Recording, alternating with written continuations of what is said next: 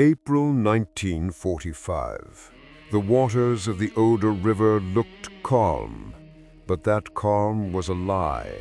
A thin, deceptive skin stretched over a world preparing to tear itself apart. The silence drifting over that river carried a tension so dense it felt like the air itself was holding its breath. On the eastern bank, stretching as far as the eye could see, stood the largest concentration of firepower Europe had ever witnessed. 2 million Red Army soldiers waited without speaking, their breath rising into the cold morning mist like faint ghosts evaporating into the pale dawn. Behind them, an iron forest of tanks, artillery guns, rocket launchers, and aircraft stood poised for the final strike. Every steel barrel, every engine, every shell was aimed toward a single destination, only 60 kilometers away. The last prize, the capital of the Third Reich, the city of Berlin. Those men standing there knew in a way deeper than words that the moment the command was given, history itself would break open and the world they knew would not be the same again. This moment was not a sudden eruption, but the climax of a relentless storm, months in the making. The Soviet war machine had been pushing west like a roaring tide, sweeping away everything in its path. In January, they burst out from the Vistula with a force so overwhelming that even veteran soldiers felt dwarfed by the sheer scale of it. They swept across Poland with speed that stunned the world. In days, city after city fell, German lines disintegrating as if they had never existed. Entire divisions that once boasted tens of thousands of men were now shattered remnants, fighting only to delay what they knew was coming. Survivors spoke of the winter roads filled with weary, hollow-eyed soldiers marching backward, not toward new defensive lines, but toward the end of a collapsing nation. Then, on April 16th, just before dawn, the waiting ended. At 3 a.m, 20,000 Soviet guns opened fire at once. The earth convulsed. The sky exploded into burning arcs of red and orange as shells streaked overhead. Rocket launchers unleashed their shrieking volleys, the sound echoing like 1,000 banshees tearing through the darkness. Entire swaths of forest vanished in flashes of blinding light, trees uprooted, bunkers cracked apart, defensive lines shredded into dust. Soviet searchlights flickered on, slicing through the smoke and illuminating the battlefield with a blinding white glow, turning the German positions into ghostly silhouettes exposed against the brilliant glare. Infantry surged forward, waves of dark figures cutting across the glowing river, assault boats splashing through water churned by falling shells. Engineers sprinted into minefields under fire, clearing passages with bodies hunched low, knowing each step might be their last. Tanks rumbled across the marshy ground, sometimes sinking waist-deep in mud as their engines roared against the soft earth.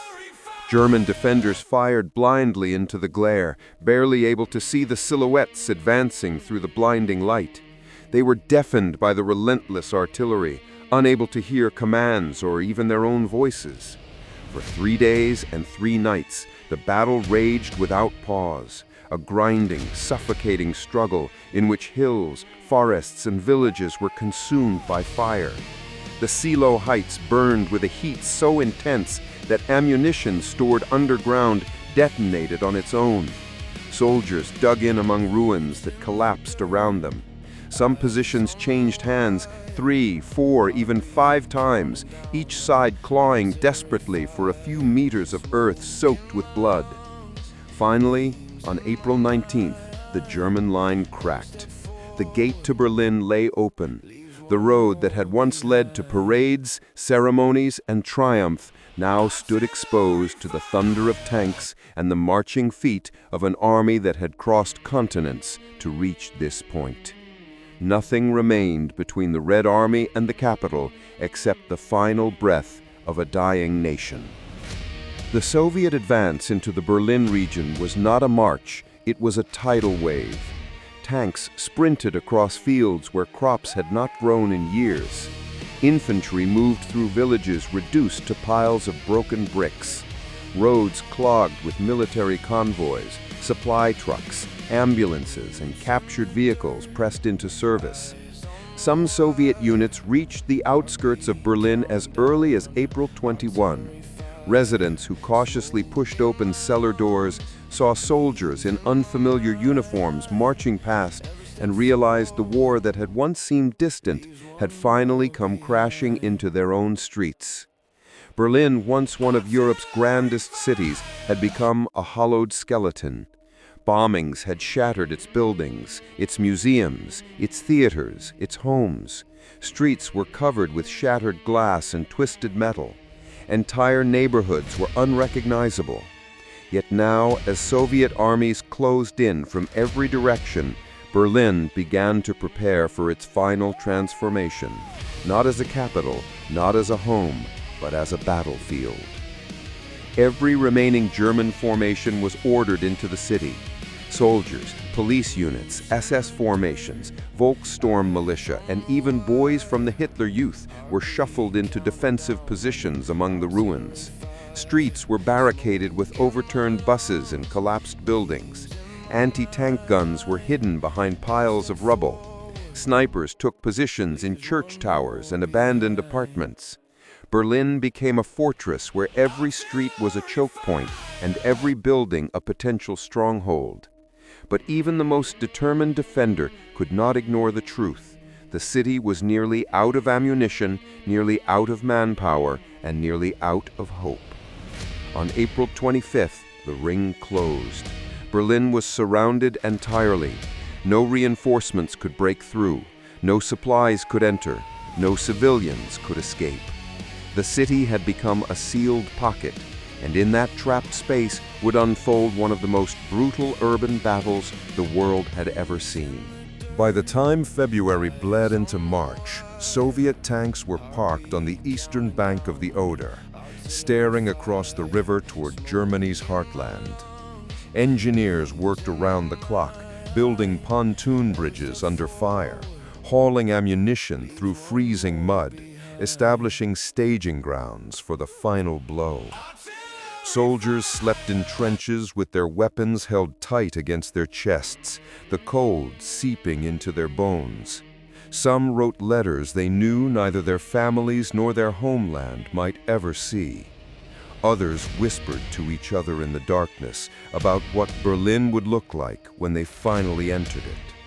For every man there, the city had become not just a target, but a symbol of suffering, of vengeance, of closure, and of victory. Across the river, the defenders waiting for the storm were ghosts of what once had been. Germany had poured its last strength into static defenses, excavating trenches, reinforcing bunkers, stringing barbed wire and flooding fields in a desperate effort to shape the land itself into a wall that could hold back the Red Army. Much of this work was done not by soldiers, but by teenagers, factory workers, and gray-haired men pulled from the ruins of the collapsing home front. The Silo Heights, a jagged line of high ground watching over the floodplain, became the last hope of the defenders. There, exhausted formations gathered, men who had survived years of fire and frost and loss, now standing shoulder to shoulder in one final attempt to delay the inevitable. They were outnumbered nearly 10 to 1, poorly supplied, and stretched thin across ground too wide to cover. Yet in their hearts burned a grim determination that even if they could not win, they could make the end cost something. For weeks, an eerie stillness settled over the front. Soldiers on both sides sensed that the silence was not peace, but the deep breath before the world erupted. Some Soviet soldiers recorded in their diaries that the nights before the offensive felt longer than any days they had ever lived. Even the wind seemed to slow, brushing softly over helmets, over abandoned vehicles, over the river that divided two realities about to collide. In German trenches, men smoked quietly, their hands shaking from exhaustion rather than cold. A few carved their names